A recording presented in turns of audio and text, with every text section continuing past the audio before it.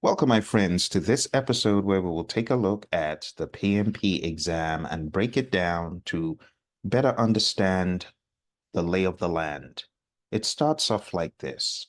We have project management, which is a very wide topic.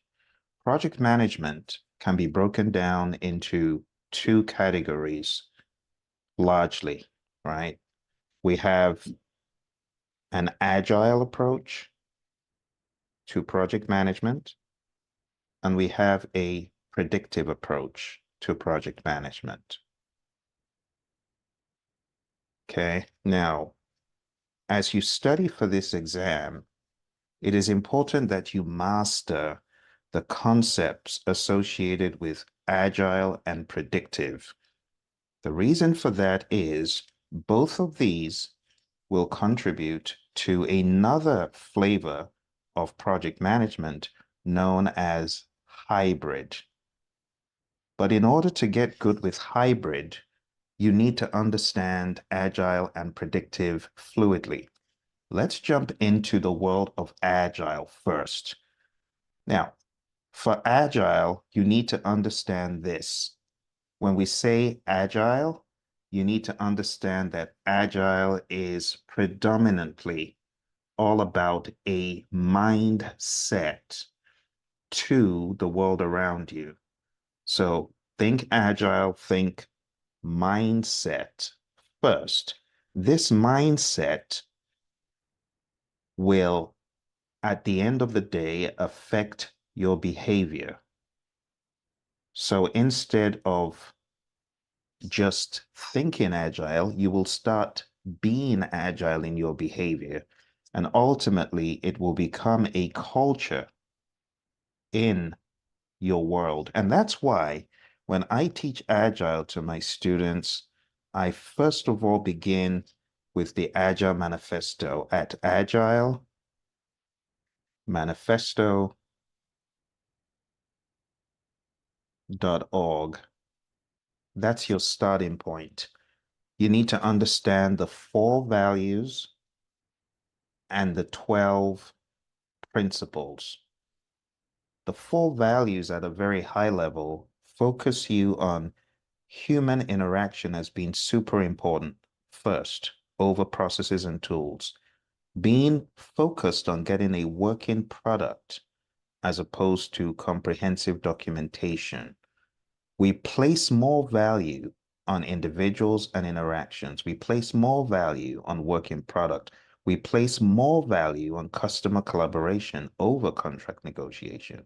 We place more value on responding to change over following a plan. This philosophy drives everything else. And in the 12 principles, I won't go into all of them, but the number one principle is our highest priority is to satisfy the customer. So when we talk about agile, we are so hyper focused on our customers' satisfaction. Everything that we do is propelled towards customer satisfaction through delivery of value. Okay, now for your exam, there are a number of things that you want to focus on as you read Agile, as you study Agile. I'm going to put some of these here. Number one, you got to understand, as I said, manifesto, the values and the principles. 4 values, 12 principles. Next thing I want you to really hammer down on is your understanding of Scrum. Scrum has a 3-5-3 configuration. Scrum is a framework. You need to understand that this is a framework, okay? A framework that is flexible and fluid for you to add things within certain limits, okay? I go more into that in the class, but at this level, you need to understand Agile is a mindset. The manifesto, values, and principles guide us to be agile in all that we do. Scrum as a framework helps us embody the principles and the mindset. and to practice those things through a framework. Now, in addition to Scrum, I need you to understand the concept of Kanban, because Kanban is another framework, if you will. And through this framework, we want to limit our WIP. We have a display, the Kanban board. You need to understand what the Kanban board is all about. The Kanban board is a transparent way of showing what is happening at any point in time, similar to the concept of the backlog used in Scrum. As you study for this exam, my friends, you also need to add your understanding of lead time and cycle time. And as you study Kanban, this will help you. Now, remember, as we're studying Scrum, there's going to be other things that come into play within Scrum. So even though this is not technically part of Scrum, you need to understand the concept of user stories for your exam, right? You need to understand what this 353 is all about. So we're talking about the sprint planning, the daily Scrum, the sprint review, and the sprint retrospective. Understand all those. You also should understand things not talked about here, like in the world of the PMI, they talk about backlog refinement in the Agile Practice Guide. Understand that. Understand the concept of servant leadership. Understand the concept of backlog preparation. These are things talked about in the Agile Practice Guide. And for that reason, I am going to add to the list of things I want you to do here the study of the Agile Practice Guide. So let's do that, the study of the Agile Practice Guide from the PMI. Okay. I also want you to add to this as you study Scrum. I want you to study the Scrum Guide. And you can get the Scrum Guide at the website scrumguides.org. Scrumguides.org. This will help you understand Scrum as presented by the co-creators of it. So Agile goes deep, okay? Now, when it comes to the concept of predictive, this could be tough if you don't have good tutelage about it. As you study predictive, the first thing you need to understand are the core definitions. And to be quite honest with you, these were very well covered in PMBOK 6. It gives you such a good base. Now, failing PMBOK 6, you can take a look at Process Groups, a practice guide, because you will not find PMBOK 6 anymore. It's no longer in print. And even if you're a member of the PMI, you will not find it to download. What you're going to find is the 7th edition, which has its place, right? The 7th edition is, of course, where you want to go to understand the 12 principles, okay, of project management. Understand the 12 principles in PMBOK 7. All right. Now, I have a book where I tackle predictive really deep, and this is called Project Management Essentials. I'm going to endeavor to put a link below. If you don't see it, please alert me, and I will put it there for you because predictive is a beast, and it's hard to navigate if you don't have expert help. So core definitions is key.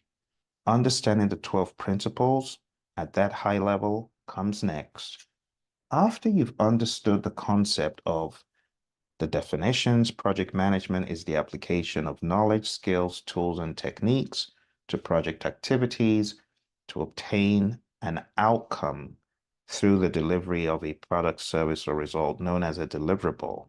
So you got to get good with your PM 101. What is a program? What is a project? What is an operation? What is a portfolio? These are things that are going to help you. And then you get into understanding of project documents like a benefits management plan, a benefits register, the concept of a business case. These are things that are going to help you as you navigate this world of PMP prep. Okay. Now, beyond the understanding of the core definitions and the 12 principles, you want to begin building some very firm understanding of the framework, which is known as the 5 process groups. 5 process groups are: I prefer eating mangoes chilled. What does this stand for? This is just initiating, planning, initiating, planning, executing, monitoring and controlling,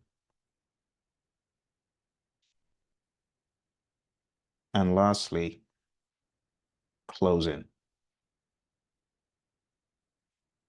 And this is the 5 process groups, which is in my mind, a legacy framework from the PMI, which was so brilliantly crafted and has stood the test of time over 3, probably even 4 decades going on now. And this has given people a very solid framework to build their understanding of project management. Let's go over it very quick. Initiating is all about authorization, right? You got to understand if your project is truly authorized and you want a project charter. That's your major output. Your project charter is like the marching orders, official marching orders from the project sponsor, right? Planning is all about taking this charter and breaking it down further into a solid project management plan. Some people refer to this casually as a project plan. The reason why the word management is so important is this is a plan for how to manage everything on the project, not just how to do the work, but how to actually manage scope and schedule, cost, quality, resources, communications, risk, procurement, and stakeholder. So when you really want to understand what is in the project management plan, there's a mnemonic that I have for people, and the mnemonic is I saw 6 chipmunks quietly roasting coffee, reading poetry stories. And this just stands for integration, scope, schedule, cost, quality, resources, communications, risk, procurement, and stakeholder. All of these need to be planned. How do we integrate? What is the scope? How do we flesh it out? What is the schedule? How do we manage it? How do we manage cost, quality, all that stuff? That is what we do in planning. But we'll come back to these areas of knowledge eventually. When it comes to executing, what you're doing here is carrying out the plan. You are carrying out the plan, the project management plan you're doing. And one of the things you're going to get out of here is, of course, your deliverable, which is a product, service, or result of some sort. Going over to monitoring and controlling, what we're doing here is check to make sure everything is going according to plan, and if not, act. This is your check-in and your acting. And as a result of check-in, you might need to do things differently. Act. There are times you need to get approval before you do things differently.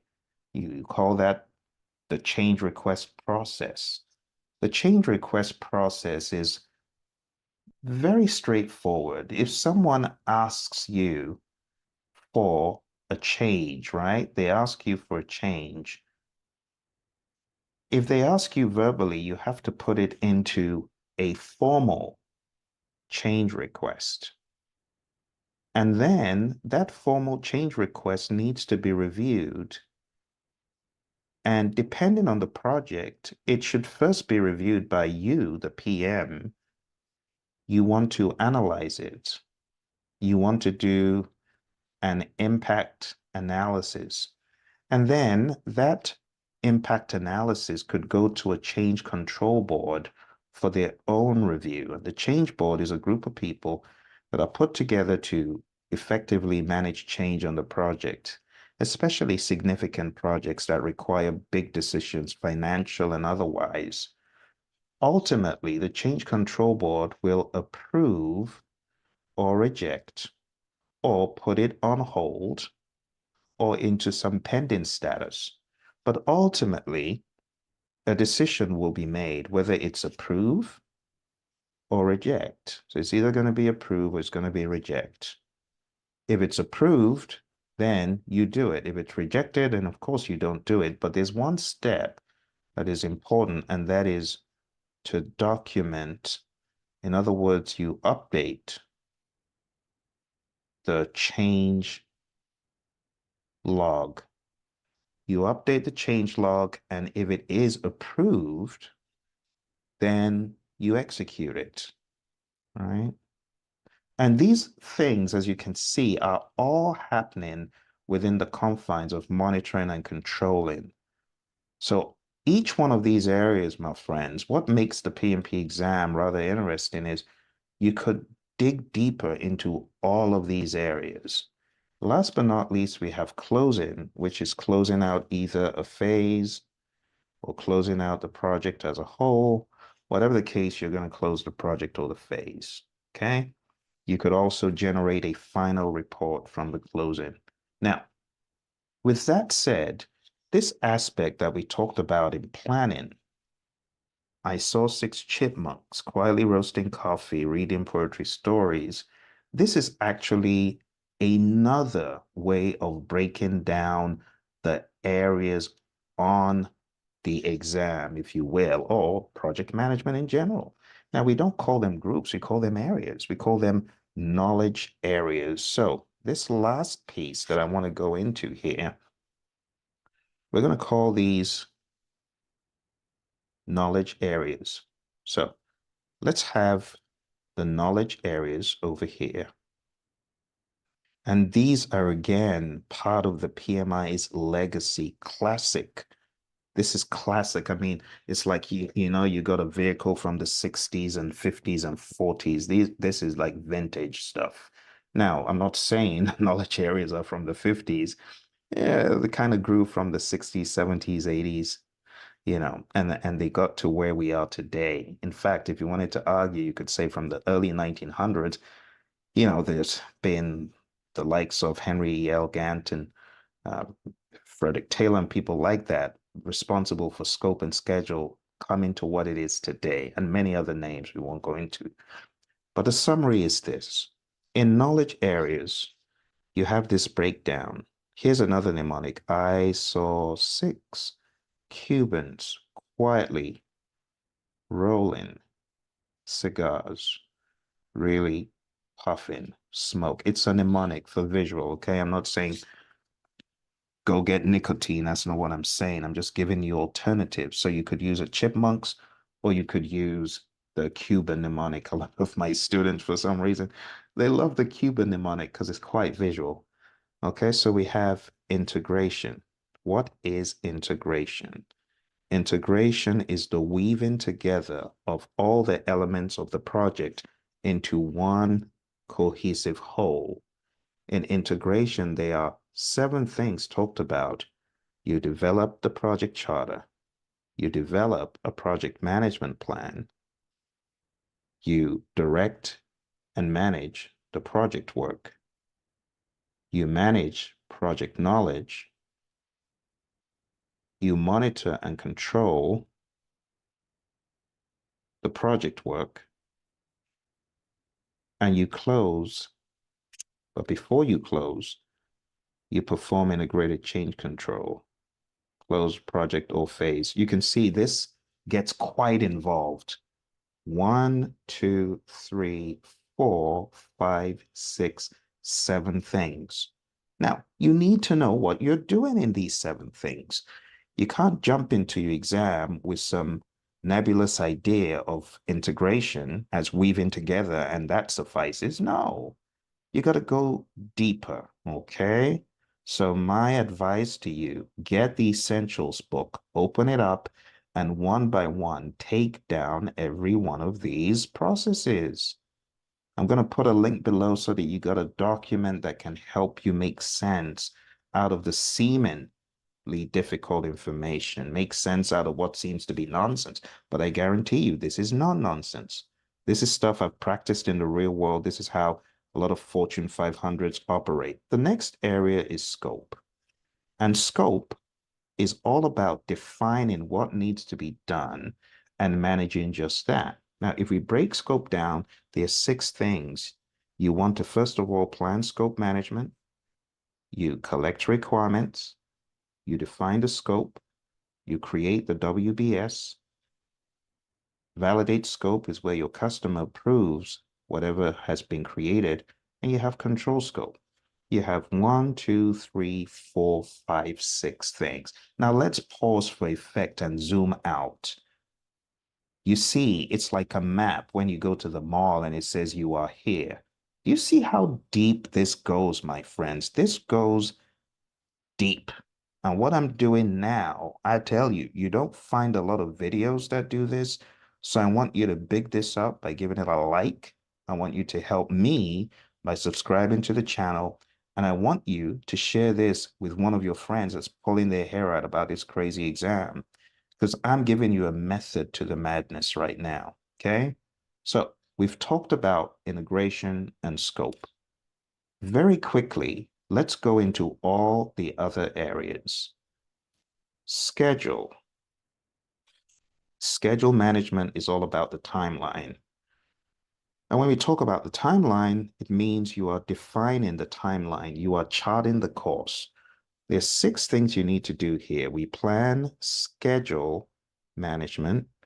We define activities, sequence the activities, estimate the activity durations. We develop the schedule, and then we control the schedule. 1, 2, 3, 4, 5, 6 things. Then we move to the next area, which is cost. In cost, we plan cost management, we estimate costs, we determine the budget, and we control the cost. 1, 2, 3, 4 things you do in cost. Then we move into the area of quality. Quality is pretty straightforward. There are 3 things we do. We plan quality management, we manage quality, and we control quality. Plan quality management, we develop a plan for how to manage quality. Manage quality, we carry out the plan with quality audits and problem solving if things are going off. And then control quality is where the inspection happens from you, the performing organization. Now, control quality is very tightly linked with validate scope. Why is that? Why is this linkage? It's because in validate scope, your customer is checking the deliverable after you have done control quality where you checked the deliverable. So there is a method to this seemingly madhouse. There's a way we do things, and we're doing things for a reason. Next, we have resource management. Resource management, again, is another beastly one because there are 6 things that happen. And before you exam, you just need to understand all 6. We plan resource management. We estimate activity resources. We acquire resources. We develop the team. We manage the team. And we control the physical resources. Number 1, we create a resource management plan. Number 2, we estimate the human equipment, material supplies, and facility resources. Number 3, we acquire those resources. Number four, we hone in on the humans and develop the team, build a team, synergize the team, mentor, train, coach, get them to optimum, and that never stops. It's not a one-time thing. This happens all throughout the project. Manage team, we give them feedback. We help guide them. Manage is all about helping the team get to its optimum. The word manage can be a bit misleading because we also espouse leadership ideas here to big the team up, to inspire, to motivate, to encourage, to direct, to keep team structure in place and things like that. Now, control resources is really all about the physical resources, making sure that they were used as planned, they were available as planned, and things like that. Next one we have is communications. And in communications, it's very straightforward. We have three things. We plan communications management. What are we going to communicate? Why and when? That's the first thing. Number two, we manage communications. In other words, we communicate. This is where we do the communications. And number three, we have monitor. Very important to know it's monitor, not control. Monitor communications. And this is where we check to ensure communications are going according to plan. Now, when we dive into the world of communications a bit more, you need to understand how to think. If you are a project manager on a project and you have three people on the project, one, two, and three, you have how many channels between them? Obviously, it's three. But if you throw in a fourth person, how many channels do you now have? Well, you could count them, or you could use the formula. Number of channels equals to n times n minus 1 divided by 2. If you put in 4 times 4 minus 1 divided by 2, you have 4 times 3 divided by 2, right? 4 times 3 divided by 2, 12 divided by 2, and that's 6. So if you count them, you can see them. 1, 2, 3, 4, 5, and 6. But you don't have to count them when you've got a formula. Now, someone says, but Phil, is this formula going to be tested on the exam? No, it used to be. It's probably not going to be tested. But what this helps you understand is if you're a project manager with 13 people on your project, you could potentially have 13 times 12 divided by 2. Think about that. Lines of communication. Now, what should you do as a sensible project manager? Well, as a sensible project manager, this would probably give me 156, if I'm not mistaken, divided by 2, and that will give you 78. You have 78 potential lines of communication. Wow, that could be very problematic. So what could you do? You could stem the communication. You could limit it between various channels. That is what this is getting you to think about. Just to give you some context for what you might have heard about in project management space. The next one is risk. Risk is a beast. Risk has 7 areas of concern. Number one, you want to plan risk management. Number two, you want to identify risk. Number three, you want to perform a qualitative risk analysis. Number four, you want to perform a quantitative risk analysis. Number five, you want to plan risk responses. Number six, you want to implement the risk responses. And last but not least, you want to monitor the risks. So this could be quite beastly to manage. Number one, create a plan for how to manage risks.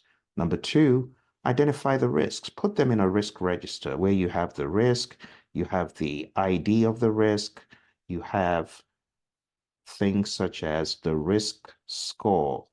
You have the person assigned. You could say you have the risk owner, you have the risk action owner, and many things like that, which I won't get into here because this risk register is going to be populated all throughout the project.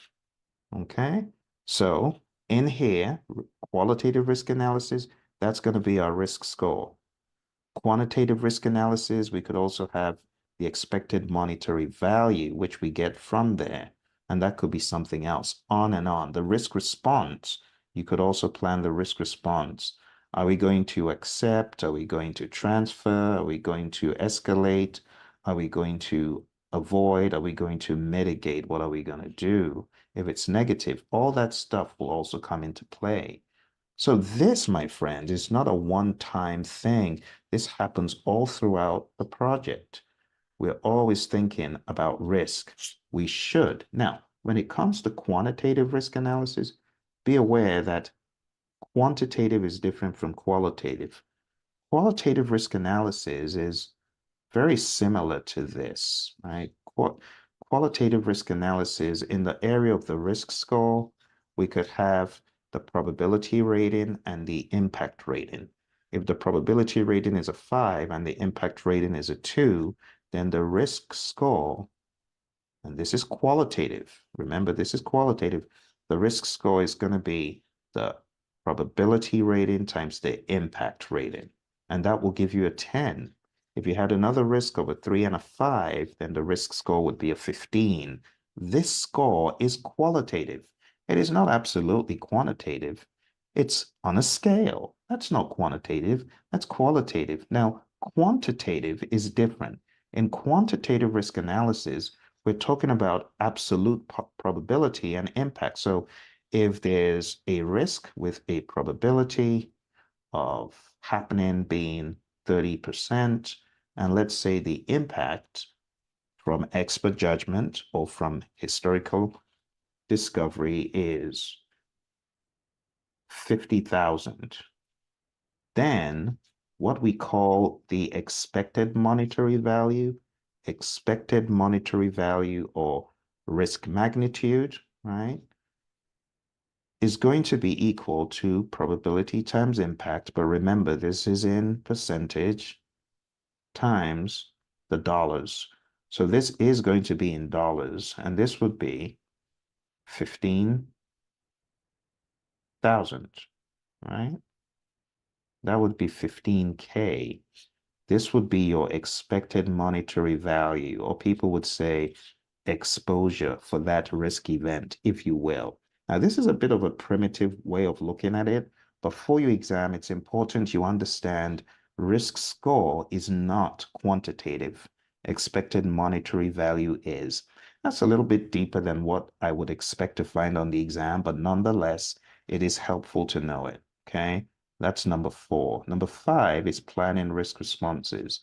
When you're planning risk responses, you have the option of positive risks being attacked or negative risks being attacked. And when I say attack, you got to go after these things, right? Especially if you got a big old positive risk and you're just leaving it on the table, that's dumb. Go after it. So for positive risks, we have the easy approach, EASEE. And what does this mean? You can escalate, you can accept, you can share, you can exploit, or you can enhance. And that's what I call the easy mnemonic for positive risks. Or you could A-team it if it's negative. What do I mean by A-team? Well, again, you can avoid, that's the A. You could transfer, you could escalate, you could accept, or you could mitigate. And that's what the A-team mnemonic is. But A-team is for negative, easy is for positive. And that's how you think of planning risk responses. Then number 6, you would implement the risk responses. And number 7, you would monitor the risks to make sure that they do not go beyond what you initially thought. And if they do, you need to update your risk register. Okay. Now, a very good view of what a risk register could look like is something like this, right? You have so many potential fields. I can't go into all of them here, but I can give you some ideas, right? So for your risk register, you could have your risk ID. It could be as simple as a 001, a 002 and stuff. Then you could have the risk cause, right? Then you could have the risk itself. Then you can have the risk effects. And these are things you want to discuss with the team. So when you have this kind of framework for risk, it just helps you do a thorough job. Let me give you a simple example. The risk is a fall on the job site. The cause is a wet floor. The risk effect described could be broken bones, injury, lawsuit, things like that, right? Things like that. And that's how you want to think when you are looking at your risk. Cause, risk, effect, not just the risk on its own, but it's the cause, the risk, and the effect. Okay, that's the general idea. Now, you get into the probability rating, the impact rating, and in my example, on a scale of, let's say, 1 to 5, right? You could say it's a 3 and a 4. And then you have the risk score, and that would be a 12. Okay. Then you go a step further, and you don't always have to, but you could have the concept of quantitative risk analysis. So you can see this is becoming very, very intense. And that's why on a lot of projects, people try to stay away from a risk register because they're scared of how big it looks. But this is good stuff on a predictive project, right? So we have the probability in percent, we have the impact in dollars, and then we have what we call the risk magnitude, which is the same as the EMV per risk. And then we could roll that up at the end, but you could have like a 0.4, which is a 40% probability. You could have 20 million impact, and the risk magnitude in this case would be 8 million EMV. Then the next thing you should think of is the risk owner. You could have actually done this earlier. You could have a risk owner to own the entire thing.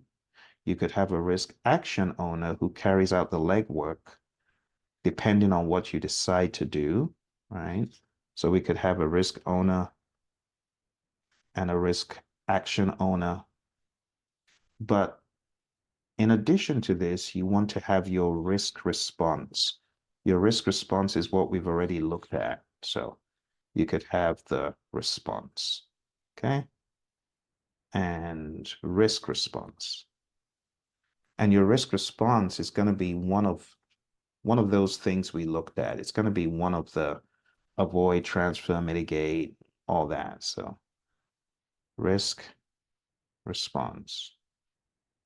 I know some of you in your firms use this and you call it other things, but it's going to be the A team. Avoid, transfer, escalate, accept, mitigate. And you could say, okay, with this, we want to avoid, right? And you could have a description of the avoidance scheme. You could say, clear the floor and designate someone to be there 24/7. Designate uh, uh, a janitor 24/7 at the entrance. And that's your avoidance strategy. Your avoidance strategy is to make sure there's always someone there such that the floor never is wet. Now, you could say that's a mitigate, you could argue it, but assuming the person's doing a great job, that isn't avoidance. So you could have a risk response description, right? Risk response description. All right. And then lastly, you want to have a way of tracking. You want to have the status, right? And it could be open, it could be closed if that time window where the risk could happen has passed. So you want to have your status, and then you could have another field where just open comments. And you could have things like open commentaries from team members. You could have an update. You could have a lessons learned as far as that is concerned. There's so many things you could add to your risk register. But the summary, my friend, is you have a lot of fields to understand. So I'm hoping that going through risk with you is going to help you see it in a different light. All right. So remember where we are. You are here. We have come all the way from up here, going over every one of these, going over scope, schedule, cost, and so on. You kind of get the idea now. You see the 40,000 foot view. See quality over there, resource, right? Communication. And now we are on to risk, which we're finishing up here. Risk. And now we're going over, we'll just move up here now that we've got most of it done. We'll go over here and talk about the next one, which is procurement. And procurement is very straightforward. Now let's just make sure I finish that off. I think you get the idea that monitor risk, you're going to be monitoring your risk register and everything else risk related, and you update the risk register if you find anything risk related. So I think we're done with risk, okay? So we can conveniently go back over here to procurement.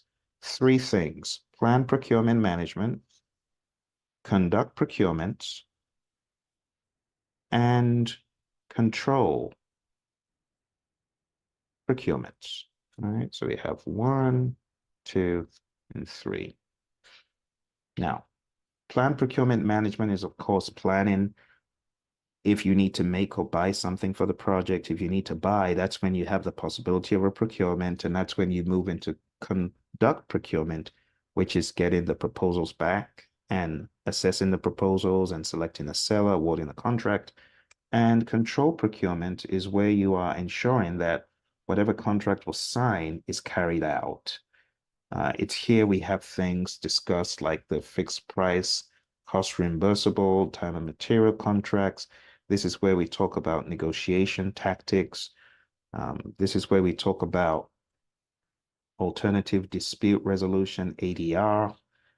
If there's a lawsuit, if there's a claim made, we could use mediation or arbitration. And we call that alternative dispute resolution. There's a lot of stuff that we could talk about. Now, if you are looking to take this test and you really want to journey with me and get more meat on the bone, because I can't tell you everything here. I mean, we've been going for quite a while here, right? So if you want to study with me, go on down to tinyurl.com.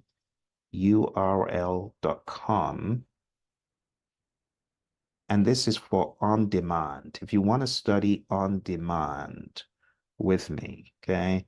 tinyurl.com/elite PMP. So you can see how deep I go, but I make it pragmatic so that you don't get lost. So think about your exam like this, right? This is below the surface. This is you over here. You could choose to go yay deep, or you could choose to go where the oil is. That's where I'm going. So if you want to be on a course where definitions are not just thrown at you and you're not just left high and dry, and you have access to discuss, go on down to this link. If you want to be in a live class with me and you want to get training even beyond PMP, because after PMP, you need PDUs, right?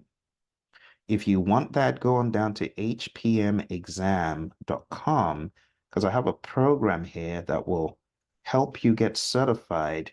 But not just that, I will support you with 10 PDUs after you get certified and teach you how to be a real success. So this is for live via Zoom, right? And I've got a ridiculous steal going on right now that you will get PMP training plus success after the PMP, everything to do with how to navigate life after the PMP exam, how to be a real success based on the great work of my mentor, John C. Maxwell. If you want to be part of that, go to hpmexam.com and you'll have a lifetime support from this training I give you. You will not be lost. You'll have direction. Okay. So those are two places I recommend you go if you want on demand or if you want live via Zoom, go to those places. All right. The final thing we're going to talk about here, my friends, is stakeholder. Stakeholder. Stakeholder management. There are four things that happen. Number one, identify stakeholders. It almost caught me there. The next one is plan stakeholder engagement. The next one is manage stakeholder engagement. And the last one is monitor stakeholder engagement. So all the stuff I'm bringing to you here, my friends, this is all from memory. I'm not looking at any book to give it to you. And I believe you can do the same. You can get this level of depth, this level of understanding, but you should watch this over and over again. So I want you to bookmark it. I want you to hit like. I want you to subscribe. I want you to stay in zone, because I'm telling you, this is more PMP training than a lot of classes give you. In fact, I want to wager that no class breaks it down like this, because this is my signature breakdown of the exam. All right. So let's stay in sync. Let's stay in sync. So first thing here is identify your stakeholders that could be on the project, that are on the project. Number two, plan how to engage the stakeholders. So this will give you a stakeholder register. This will give you a stakeholder engagement plan. Manage stakeholder engagement is where you are engaging with the stakeholders. Right. This is where you are working with them. This is where they're working with you. This is where you're in sync and in synergy. And number four, monitor stakeholders. This is where you get good old feedback. This is where you get feedback to know if you are engaging them right, if they are happy about things. And if not, take that information, put it back into the pipeline, replan stakeholder engagement, do again, and get feedback. And if the feedback is good, then sustain it, keep doing great things. So far, my friends, we've talked about agile and predictive, but wait, you know there's more. There's more. We have to talk about hybrid and then I'll let you go. All right, let's talk about hybrid. There are four hybrid models talked about by PMI in the Agile Practice Guide. I want to show you these very quickly before you jump off the call today. So let's look at them one by one. Number one, we have Agile development followed by a predictive rollout.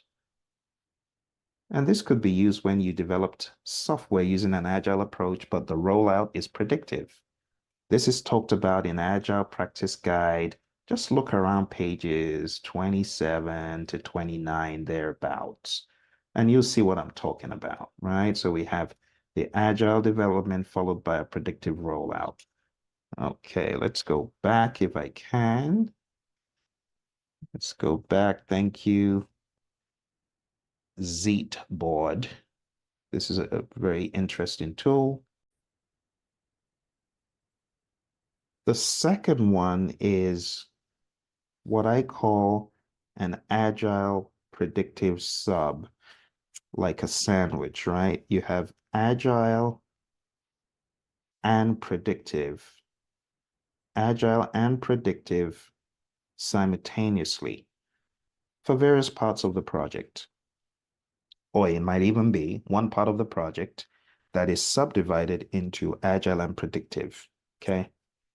That's number two. The third approach, when we talk about hybrid models, and hybrid models, by the way, a good way of ebbing people gradually into the world of agile.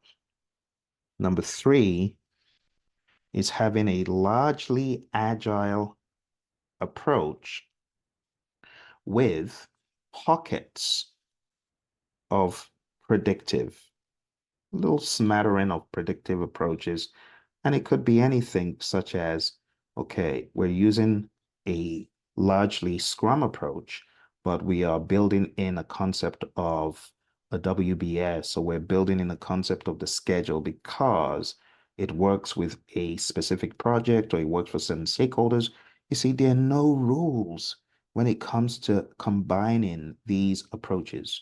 And you got to be agnostic on your exam. You got to be able to blend both. Okay, both in mind and in deed. The last one is a largely predictive approach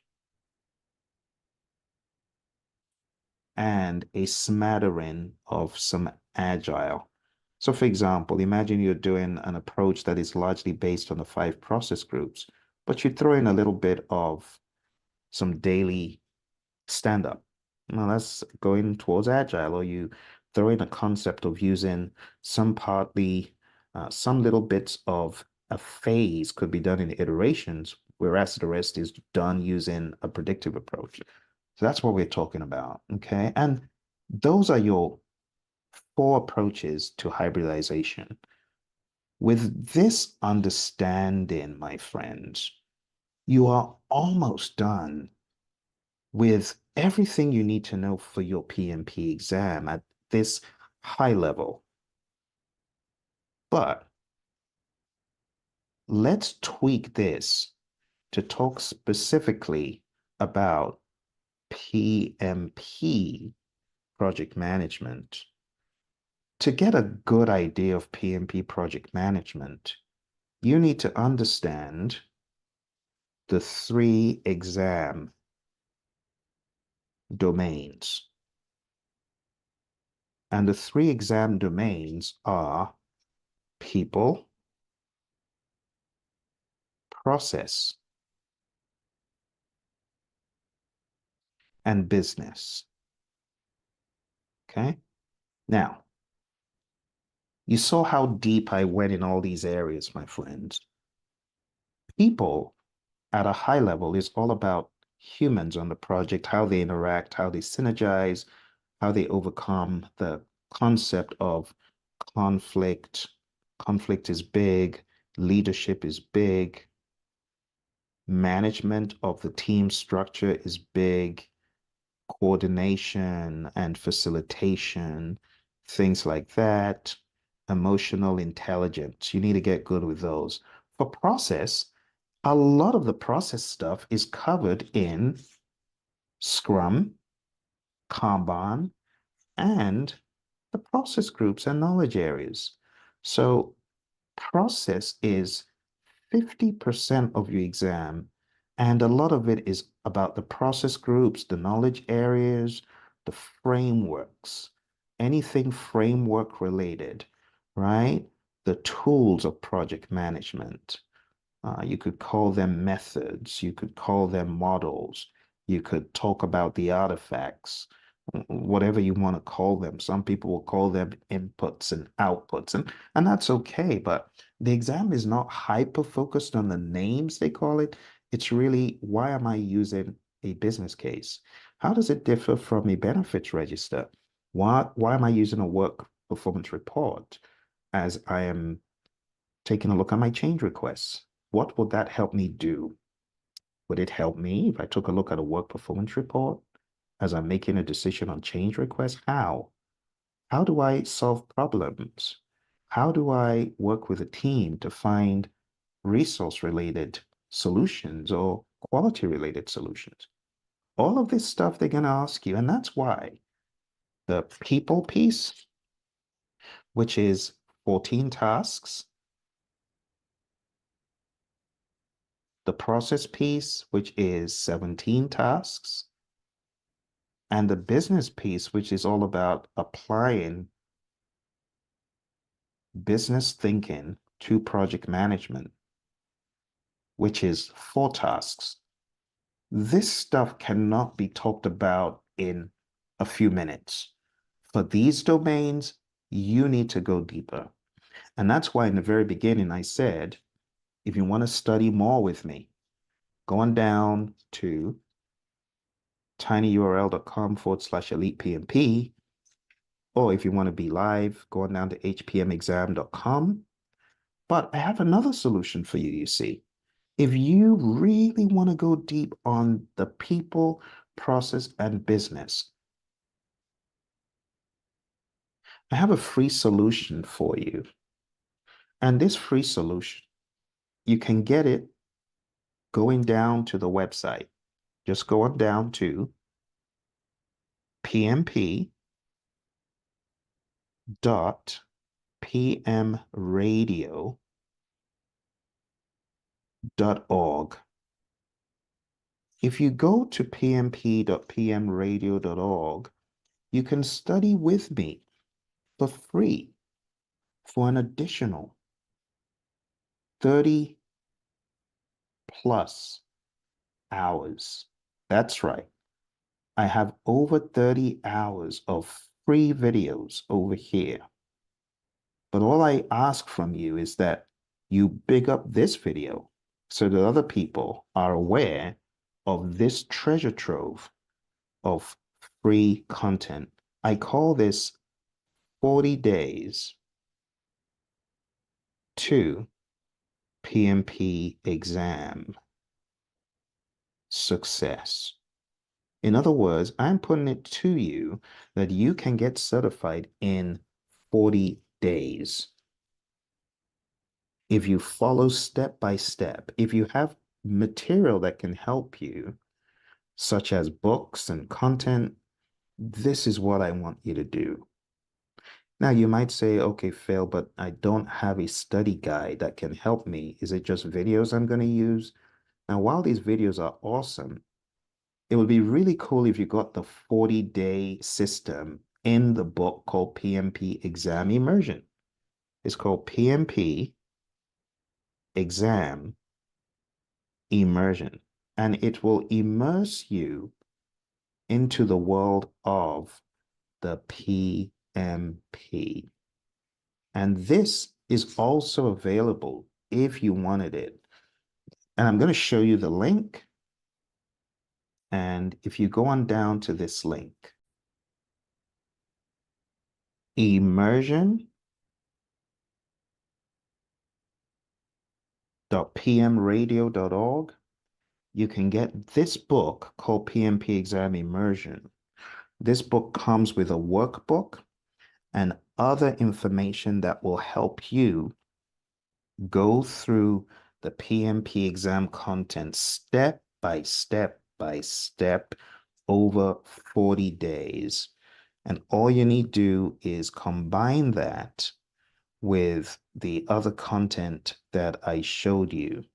And by the time you're done, you would have a very robust idea of the exam.